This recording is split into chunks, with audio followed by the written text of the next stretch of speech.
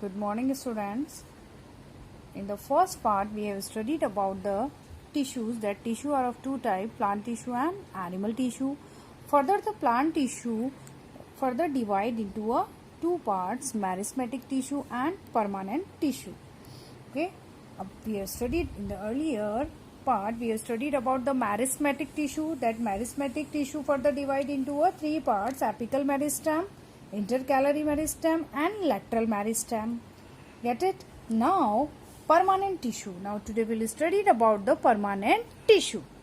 Permanent tissue, okay, permanent tissue are, you everybody knows, in the last part also I explained you that it contains non-dividing cell. It means they do not divide, okay, and these are formed by the differentiation process, okay, so by which these cells are modified to perform a specific functions, okay, and there are non-dividing cells. Meristematic tissue cells are dividing cells, but they are the non-dividing cells, okay, and these are, for these permanent tissue further divide into a two part, simple permanent tissue and complex permanent tissue.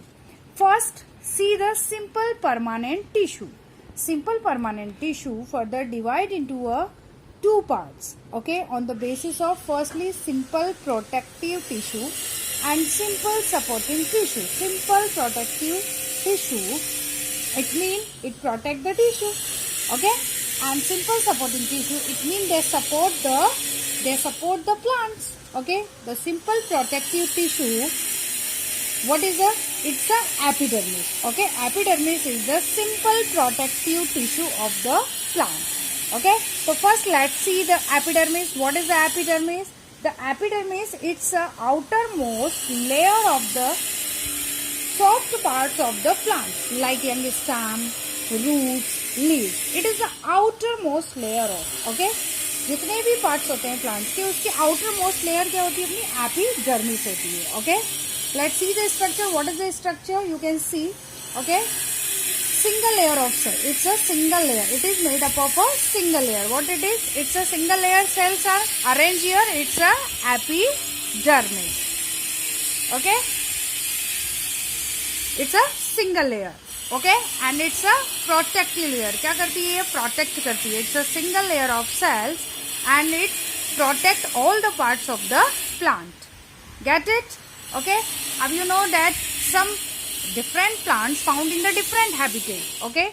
So like in the very dry habitats, okay, the plants having a thick epidermis, so they protect it against the water loss in critical conditions, like the loss of transpiration, okay, because they found in the desert and their water is less, okay.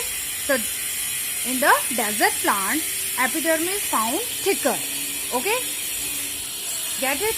And you can see in the epidermis parts, we can see a small tiny holes, a small opening also present in the epidermis, and these small openings are known as stomata, okay. What is this? Stomata. You have studied about the stomata in the smaller class also. These are the minute openings in the epidermis, okay. And stomata, what are the function of stomata? Stomata help in the, allow the exchange of gases, okay. Exchange of gases like O2 and CO2. It's a site of transpiration. It means from these tiny openings, transpiration also take place. What is the transpiration? You know, loss of water. This is the transpiration, okay. When the plants become so hot with the due to the sun, okay, then the water changes into a water vapor, and this water vapor comes out. You everybody knows it's a water vapor. Water vapor is light in weight. It always moves upward, okay. So this process is known as transpiration, okay. So this is evaporation process, but it takes place in the plant, so it is known as transpiration, okay. So it is a site of transpiration. Get it? Okay.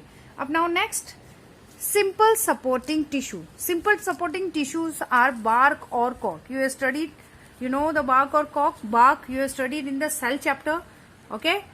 Yes, in the cell chapter you have studied about the bark, that the firstly Robert Hooke see the cells in the bark of a tree, okay. So it is the, what is the bark? Okay, it is a protective tissue. Okay, it is also the outer protective tissue of all stems and roots. Okay, get it? And it is made up of dead cells. Bark or cork is made up of dead cells. Get it? Okay, and what is the function of this bark or cork?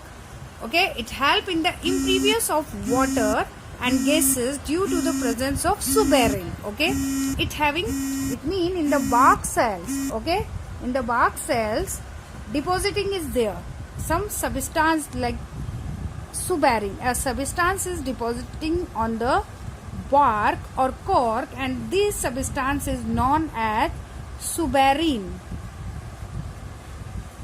Okay, get it?